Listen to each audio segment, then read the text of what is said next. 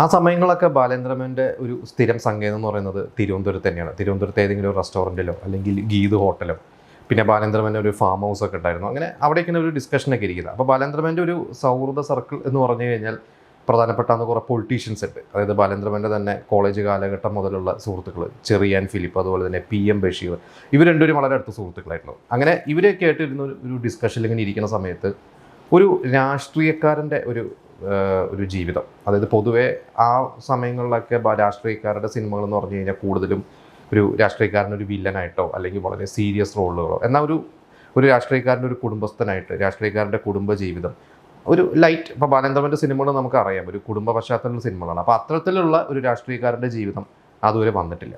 അപ്പോൾ ഇവരുടെയൊക്കെ ഒരു ജീവിതം, ഇപ്പോൾ PM ബഷീർ എന്ന് പറയുന്ന നേതാവ്, അദ്ദേഹത്തിൻ്റെയൊക്കെ ഒരു ജീവിതം, അതായത് അദ്ദേഹം ഭാര്യ ഒരു കോളേജ് ലെക്ചറായിരുന്നു. അപ്പോൾ ഭാര്യയുടെ അടുത്തുനിന്ന് പൈസ മേടിച്ചിട്ട് പൊതുപ്രവർത്തനത്തിന് പോവുക. അപ്പോൾ ഈ ഒരു സൗഹൃദ സർക്കിളിൽ നിന്ന് ബാലേന്ദ്രമേൻ്റെ ഒരു കഥയല്ല, കുറേ ഇൻസിഡൻസ് കിട്ടി. അപ്പോൾ അങ്ങനെ കുറച്ച് ഇൻസിഡൻസ് ഒക്കെ ആയിട്ട് ഇവർ ഡിസ്കഷനിലൊക്കെ ഇരിക്കുന്ന സമയത്ത് നടൻ ശ്രീനാഥ് അന്ന് ശാന്തികൃഷ്ണനെ വിവാഹം ചെയ്തിരിക്കുന്ന സമയമാണ്. അപ്പോൾ ശാന്തികൃഷ്ണൻ അഭിനയത്തിൽ നിന്ന് മാറി നിൽക്കുകയാണ്.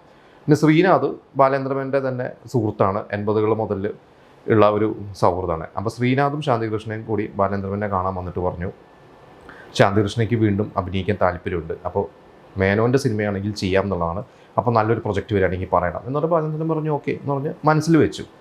അങ്ങനെ ആ ഒരു സമയത്ത് തന്നെയാണ് പിന്നെ മമ്മൂട്ടി ഒരു 2 ദിവസം കഴിഞ്ഞപ്പോൾ മമ്മൂട്ടി വിളിച്ചു. എന്നിട്ട് ചോദിച്ചു എന്നെ ഒന്ന് വന്ന് കാണണം, ഞാൻ എൻ്റെ ഹോട്ടലിലുണ്ടെന്ന്. അപ്പോൾ മമ്മൂട്ടി ഒന്ന് അമരം ചെയ്തുകൊണ്ടിരിക്കുകയാണ്.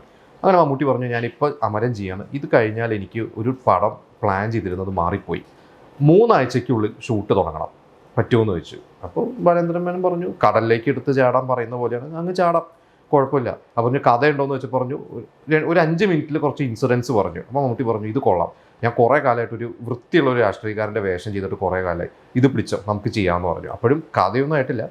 അപ്പോൾ ഇത് കഴിഞ്ഞ് ബാലേന്ദ്രമേനോൻ വീണ്ടും ഇവരൊക്കെ ആയിട്ട് ഈ രാഷ്ട്രീയ സുഹൃത്തുക്കളൊക്കെ ആയിട്ടിരുന്നു. അപ്പോൾ ആ സമയത്ത് G കാർത്തികേയൻ, അതുപോലെ തന്നെ ഉമ്മൻചാണ്ടി, ഇവരുടെയൊക്കെ ലൈഫിലെ കുറേ ഇൻസിഡൻസ്, AK ശശീന്ദ്രൻ, ഇവരൊക്കെ കൂടിയിരുന്ന് ഇവരുടെയൊക്കെ ലൈഫിലെ കുറേ ഇൻസിഡൻസ് എല്ലാം കൂടി കൂട്ടിച്ചേർത്തിട്ട് ഒരു കഥ രൂപപ്പെടുത്തി. എന്നിട്ട് എല്ലാം ഷൂട്ടിങ്ങിന് കാര്യങ്ങളെല്ലാം ഫിക്സ് ചെയ്ത് ചെന്നൈയിലാണ് ഈ സിനിമയുടെ ഒരു മെജോറിറ്റി പോർഷൻസ് ഷൂട്ട് ചെയ്തത്. തിരുവനന്തപുരമായിട്ടാണ് സിനിമയിൽ കാണിക്കുന്നത്.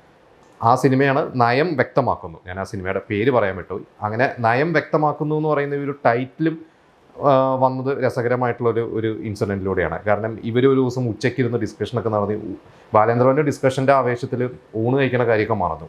അപ്പോൾ AK ശശീന്ദ്രൻ പറഞ്ഞു എനിക്ക് വിഷം തുടങ്ങി, മേനോൻ നയം വ്യക്തമാക്കണം. അപ്പോൾ ഈ നയം വ്യക്തമാക്കണം എന്ന് പറയുന്ന ആ ഒരു വാക്ക് കിട്ടിയപ്പോൾ ബാലേന്ദ്രമേൻ അതിന് ടൈറ്റിലിട്ടു, നയം വ്യക്തമാക്കുന്നു. പിന്നെ മമ്മൂട്ടി ശാന്തികൃഷ്ണ നയം വ്യക്തമാക്കുന്നു. അവർ സിനിമ അവിടെ വെച്ചിട്ടാണ് ആ സിനിമ ഓണാവുന്നത്.